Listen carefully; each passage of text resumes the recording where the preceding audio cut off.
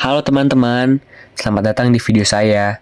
Hari ini saya akan membahas topik yang sangat penting dan relevan, yaitu perubahan UUD Indonesia. UUD atau Undang-Undang Dasar adalah hukum dasar negara kita. Dan perubahan UUD adalah hal yang sangat serius dan penting dalam perkembangan negara kita. Mari kita bahas lebih lanjut. Oh ya, sebelum itu, izinkan saya untuk memperkenalkan diri. Nama saya Gideon dari kelas 11.5 absen 19. Lanjut kita masuk ke pembahasannya. Sebelum kita masuk dalam perubahan UUD, mari kita pahami dulu apa itu Undang-Undang Dasar.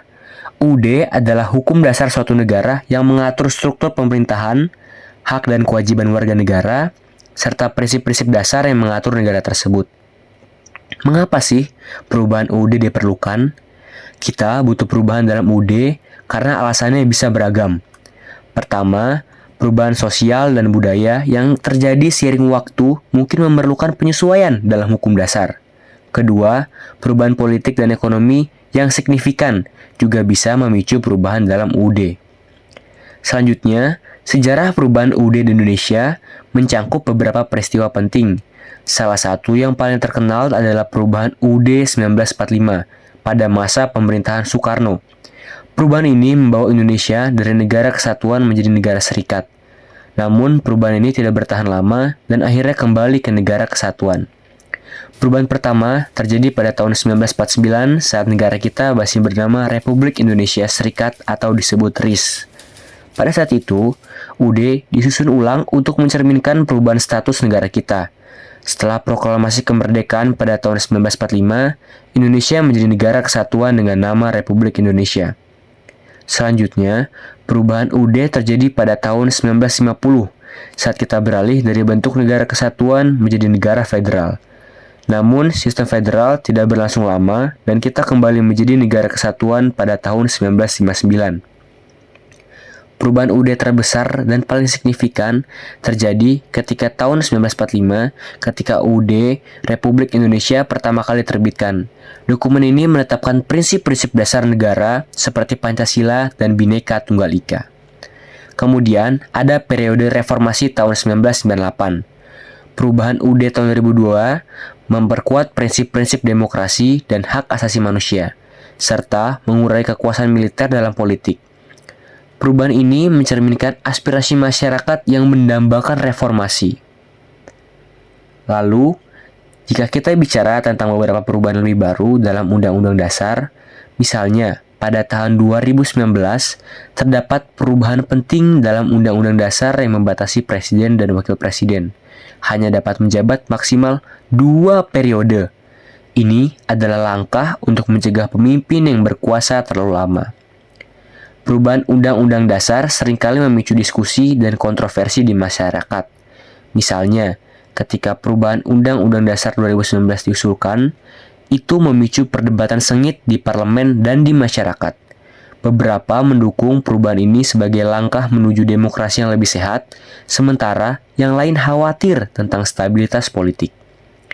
Selain itu, perubahan UUD juga mempengaruhi sistem hukum dan kebijakan negara. Mereka dapat mempengaruhi hak asasi manusia, struktur pemerintahan, dan hak warga negara. Oleh karena itu, sangat penting bagi kita untuk memahami perubahan UUD dan dampaknya. Proses perubahan Undang-Undang Dasar adalah langkah-langkah yang harus dilalui untuk mengubah atau merevisi UUD. Ini adalah proses yang rumit dan serius.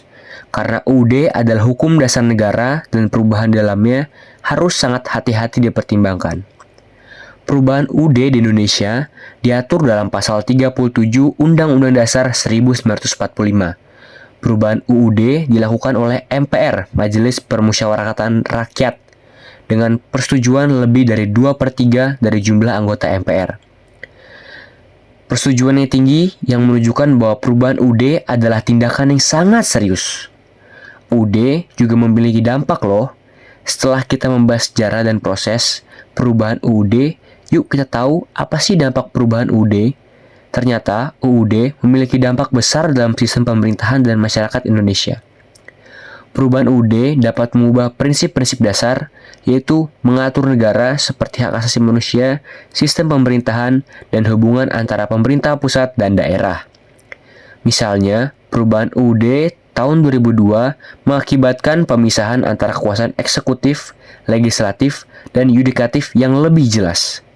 Ini adalah langkah penting untuk memperkuat pemisahan kekuasaan. Selain itu, perubahan UUD juga dapat memengaruhi hak-hak individu dan kelompok dalam masyarakat. Perubahan UUD 1945 mengakui hak-hak dasar seperti kebebasan berpendapat, beragama, dan berkumpul secara damai. Ini adalah contoh bagaimana perubahan UUD dapat memengaruhi kehidupan sehari-hari warga negara. Jadi teman-teman, itulah sedikit tentang perubahan UUD.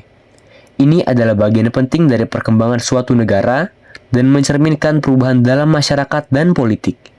Perubahan UUD bukanlah hal yang mudah, tetapi prosesnya penting untuk menjaga negara kita tetap relevan dan demokratis.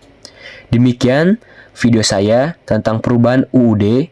Terima kasih sudah menonton video ini.